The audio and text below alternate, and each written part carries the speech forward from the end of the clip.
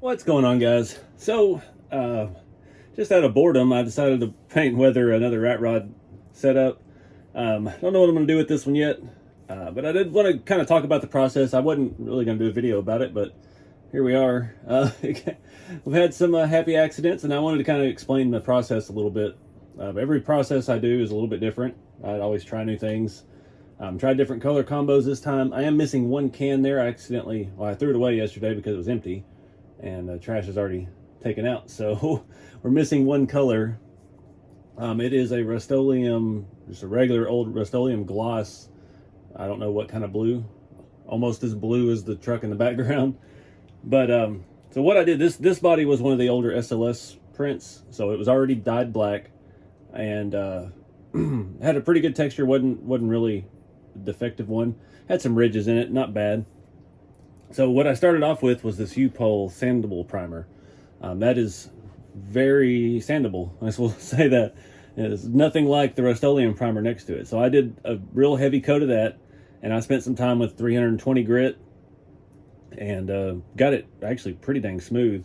So then I came back with the regular Rust-Oleum primer, which sprayed terribly as always, because that one's almost empty as well, and the nozzle's only half clogged. So that was just for color. So you can kind of see in some spots, you can see a little bit of the black, a little bit of the dark red, a little bit of the light red. So I just added a little bit more depth to it, but we got it really good and smooth with the first round. So then I did the bright blue after all of that. Well, the second layer of primer I did with 600 and wet sanded. That's when I went to the wet sand. The first one I just dry sanded. And that's something that I'd been messing up on before. I'd been wet sanding. I tried to wet sand the sandable primer, which is not necessary at all. Get a coarser grit and just get that thing smooth, and you can see how smooth this actually looks. It came out fantastic doing it that way, so that's definitely what I recommend. 320 dry sand this. Came back with this, a pretty, not thick, but solid coat, and then wet sanded with 600. Then I came back with the bright blue and put that on probably a little too thick. I tried to leave it light in places. You can see like the doors and stuff where it's a little bit lighter. And wet sanded that. I think I tried 1,000 on that, but I was back and forth between 600 and 1,000. Clogged up sandpaper terribly. That gloss Rust-Oleum, it does give you a neat effect once you get to the point of all this, but it takes a lot more work to sand. It has a much harder finish on it. And then after that, I came back with this evening navy, and that's kind of what it is. It actually wasn't dark enough. I should have gone with the darker, that may be what I actually was supposed to use. Hang on. Nope, that's the one I used. The other one was called True Navy. It's a good bit darker than that. That's what I wanted to come back over it with, but I grabbed the wrong one because I've got all my blues together on the paint shelf. So I figured I'd try it. If it didn't work out, I could paint over it with another layer and go through the wet sanding again. And I couldn't really see, once I started sanding, I couldn't tell where the bright blue was popping out while it was all wet. Because this color is a matte, the other one was a gloss, so it was giving me a weird effect. And I let it dry, and it looked okay. And then I hit it with the matte clear, which I forgot to grab too. So after that was wet sanded up to 1,000. I came back with this VHT flame proof satin clear. It will not be affected by the rust streaks, AK rust streaks that we're going to put on next. So that's kind of a seal because the Rust-Oleum paints do not like this. This will turn to whatever color cream, basically, when you start putting that on without any kind of sealant over it. So once I did the matte clear, I thought I'd really messed it up, but you can actually see the spots of the other color coming through, and that's kind of the effect I wanted. So I accidentally sanded off more of that than I intended, but it is what it is. There's still a good bit of it around here at the back, down at the bottom. You can really see that half of that door. Still got more of it on there, so I think it's going to look good once we get the rust streaks on it. The back of the hood, for some reason, really took it in. So one of the effects that is one of the accidents that happens with this, see if I can get you a close look here. It's a little bit better on this side. It's hard to sand close to these edges, so we still have a lot of that texture coming through from the original primer layer where we missed sanding it. And that actually is going to look like rust. All of our rust streaks are going to get in all those little nooks and crannies, all those little pits, basically, along all these edges. And it's going to make it look like it's textured metal like, you know, like it's really pitted and old and rusty. And that's really a neat effect that comes with working on this 3D printed stuff and the process that I've kind of come up with over the years. You can see a lot of that in there. It's going to look like pitted metal, and that's pretty cool. That's got a print defect. That's part of the reason we quit making these hoods, because they just couldn't seem to print them properly. It's an odd shape and it's expensive, and yeah. But anyway, that's how we got to where we are. The matte clear is pretty much dry. I'm gonna let it set for a little bit longer, then we'll come back with the rust streaks. And remember, if you're looking at this stuff, there's 2 different shades and they have the same part number. So if your has a different label than this, it's going to be more of a red rust, and this is more of a brown rust. And I don't know why they did that, or if it's different from other countries or what. I've been having to buy that stuff out of England or Europe, somewhere on Amazon. It takes forever to get here, but haven't been able to find it here in the States much. So there's that. I'm just going to use this paintbrush for the 5th time. I got it kind of broken up and softened, so get a lot of uses out of those. So now we're up to speed. I'm going to take a break and come back and rust this thing up.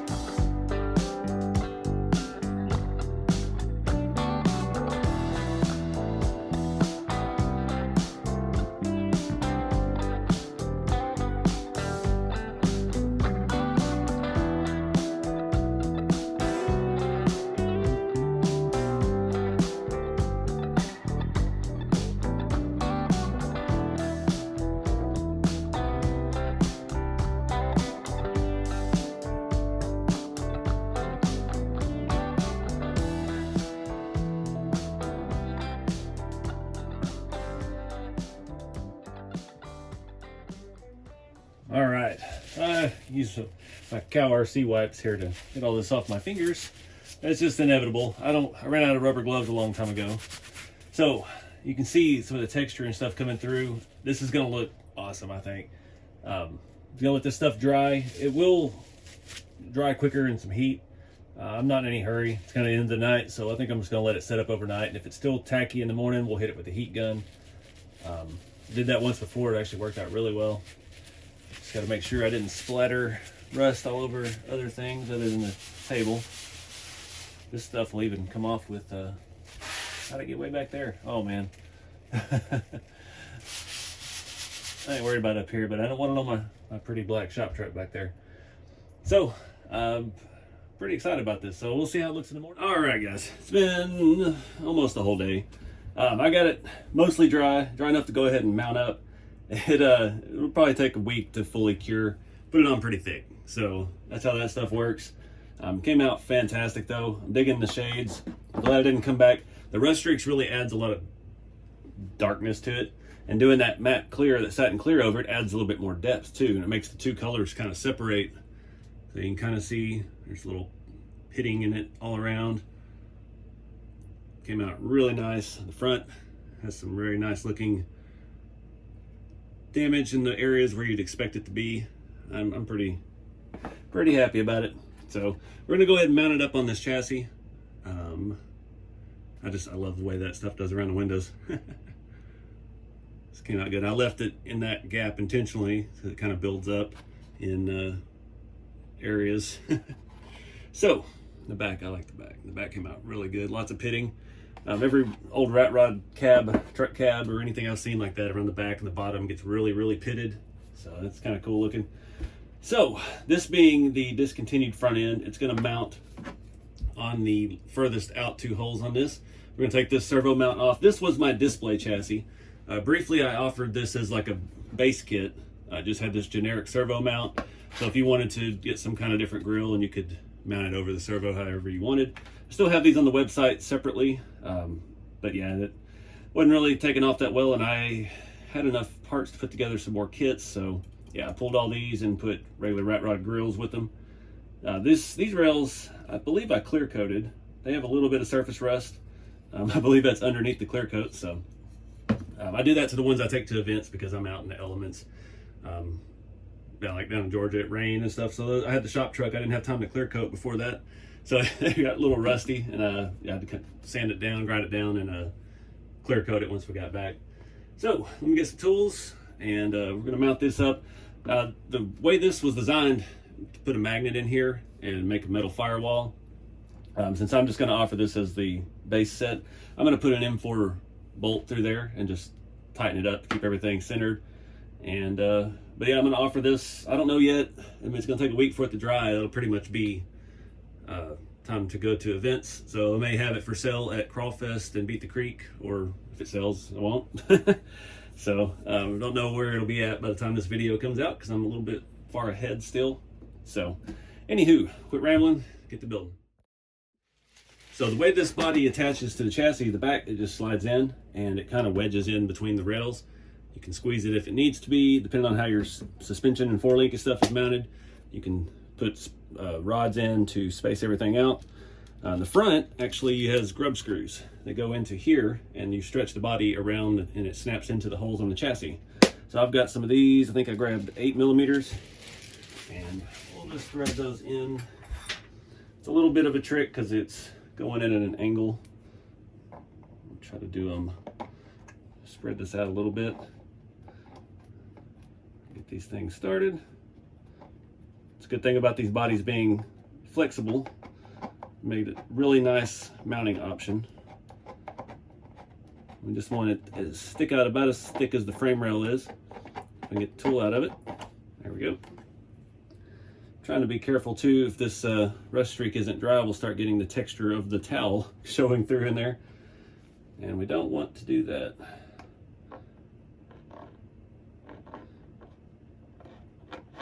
And again, this was the SLS print, both the hood and the body. So it's the older style. It's still nylon 12. It's still heat resistant and still very flexible and durable. It's just we switched to MJF, and not doing them dyed black because we were having some issues. SLS is most commercial manufacturing, same material, but they use the leftover material from Multi-Jet Fusion from MJF. So if they don't have a whole lot of orders, and I'm trying to order 50 of these cabs, I had to wait. So I ended up having to wait months for one order because they just didn't have enough volume to recycle the powder. And I think one order they actually farmed out somewhere else, and the quality was not good and they all broke. So that's another reason why I switched to MJF, and was able, by not dyeing it, to keep the price the same for you guys. And again, all of the rat rod kits and cabs are on sale on the website. They have been for a little bit because I got way too many. We had that one order mishap, and that put me behind, so I did not have the inventory I needed for Christmas.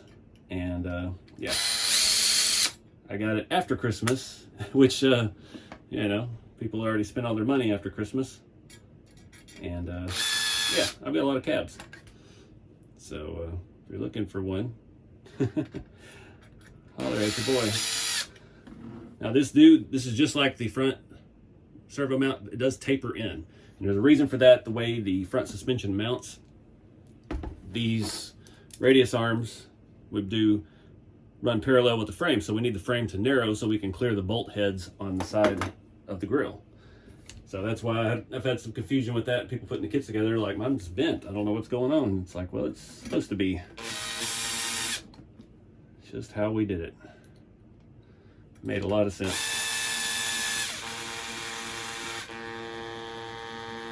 Anytime drilling into 3D plastic, just be gentle.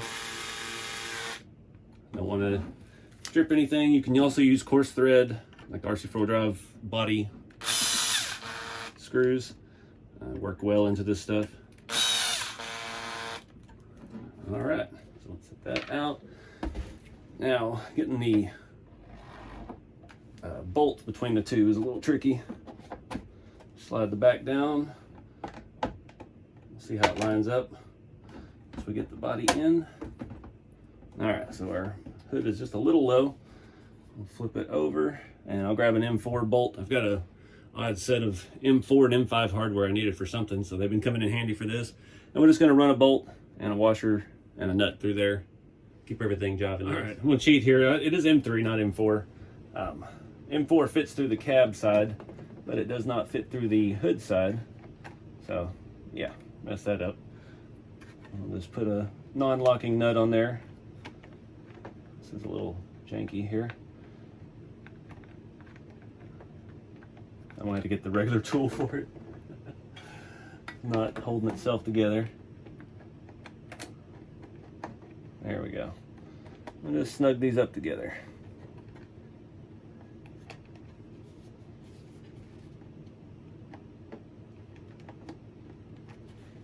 All right, there we go.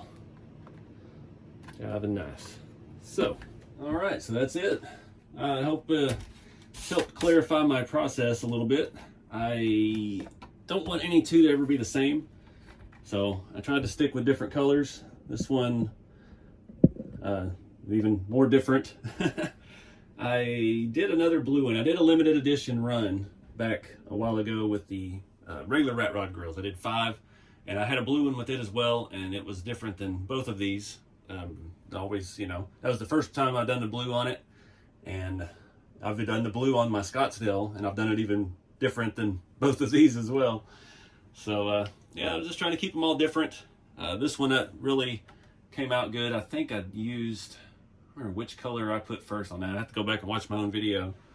But yeah, that's the kind of the premise of this one with the long hood. I wish I had done bedsides for it. I didn't remember that. I don't have very many bedsides in stock. That's another item that's very costly to make. I don't know why. They shouldn't be, and I'm still getting some defects with those as well, I guess because they're flat and printers don't like flat things. So I don't know, it is what it is. So we'll see what happens with this build, if it sells at an event or we do something with it on the channel. But anyways, check out RCeveryday.com. I've got a full build series on these rat rods showing everything you need to complete it, as well as everything on the website. There's links in the description to parts. And yeah, something different, think outside the kit. But anyway, guys, I appreciate y'all watching. Have some fun with the hobby, keep it scale, and I'll see you next time.